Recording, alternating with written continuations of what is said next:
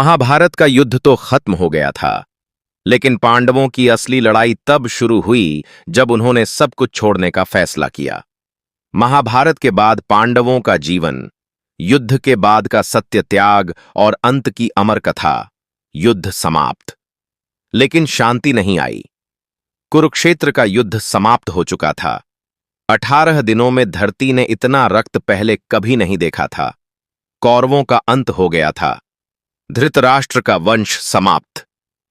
हस्तिनापुर का सिंहासन अब धर्मराज युधिष्ठिर के हाथों में था, लेकिन जीत के बाद भी पांडवों के चेहरे पर प्रसन्नता नहीं थी। युधिष्ठिर बार बार कहते थे, यह राज्य नहीं, यह तो अस्थियों का ढेर है। चारों ओर विधवाएं रो रही थीं, माएं अपने पुत्रों को खोज रही थीं।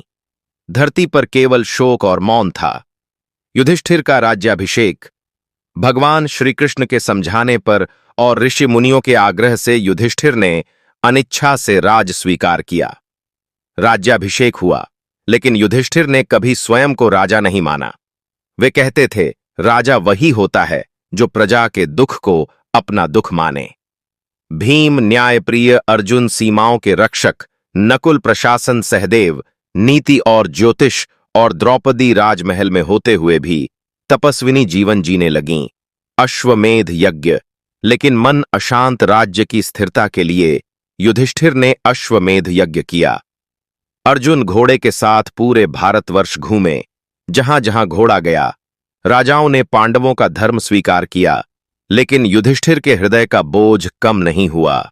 उन्हें लगता था भीष्म, द्रोण, कर्ण, अभिमन्यु, इन सब की मृत्यु का पाप उनके सिर है। श्रीकृष्ण का द्वारका लौटना और संकेत। एक दिन श्रीकृष्ण द्वारका लौटने लगे। विदा लेते समय उन्होंने कहा, धर्मराज, समय चक्र घूम चुका है, अब त्याग का मार्ग निकट है। युधिष्ठिर यह सुनकर समझ गए, अब कलयुग का प्रारंभ होने वाला है, द्वारका का विनाश। कुछ वर्षों बाद एक भयानक समाचार आया। द्वारका समुद्र में डूब गई। यादव आपस में लड़कर नष्ट हो गए और स्वयं भगवान श्रीकृष्ण भी इस धरती से विदा हो गए। यह सुनते ही पांडवों को ज्ञात हो गया, अब हमारा समय भी पूर्ण हुआ। महाप्रस्थान का निर्णय युधिष्ठिर ने सभा बुलाई। उन्होंने कहा, हमने जीवन का कर्तव्य पूरा किया, अब त्याग का समय है। राज्य परीक्षित अभिमन्यु के पुत्र को सौंपा गया। राजमहल छोड़ दिया गया। राजसी वस्त्र त्याग दिए गए। सभी ने साधु वेश धारण किया। महाप्रस्थान अंतिम यात्रा। पांडव उत्तर दिशा की ओर चले। हिमालय की ओर क्रम था। द्रौपदी, सहदेव, नकुल, अर्जुन, भीम, युधिष्ठिर, एक कुत्ता उनके साथ साथ चल रहा था। द्रौपदी का पतन चलते चलते द्रौपदी गिर पड़ी। भीम व्याकुल हो उठे, भैया द्रौपदी गिर गईं।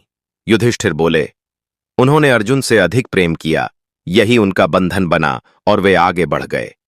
भाइयों का पतन, सहदेव गिरे, कारण ज्ञान का अहंकार। नकुल गिरे, कारण अपने रूप पर गर्व। अर्जुन गिरे, कारण अपने पराक्रम का अभिमान। भीम गिरे, कारण क्रोध और भोजन में आसक्ति। हर बार युधिष्ठिर बिना रुके आगे बढ़ते रहे। कुत्ता और धर्म की परीक्षा। अब केवल युधिष्ठिर और कुत्ता बचे थे। इंद्र स्वर्ग से रथ लेकर आए। उन्होंने कहा, युधिष्ठिर, आओ स्वर्ग चलो। युधिष्ठिर बोले, यह कुत्ता मेरे साथ आया है, मैं इसे नहीं छोड़ सकता। इंद्र ने मना किया, लेकिन युधिष्ठिर अडिग रहे। तभी कुत्ता धर्मदेव में परिवर्तित हो गया। यह अंतिम परीक्षा थी, स्वर्ग में प्रवेश और अंतिम सत्य। युधिष्ठिर स्वर्ग पहुंचे, लेकिन वहां उन्होंने कौरवों को सुख में और पांडवों को नरक में देखा। वे क्रोधित हो उठे।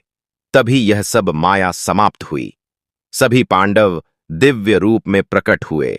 यही था अंतिम सत्य। स्वर्ग और नरक दोनों कर्म के भ्रम हैं। अंत में केवल धर्म ही शेष रहता है।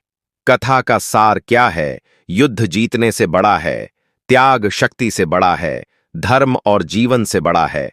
सत्य महाभारत केवल युद्ध नहीं, यह मानव जीवन का दर्पण है।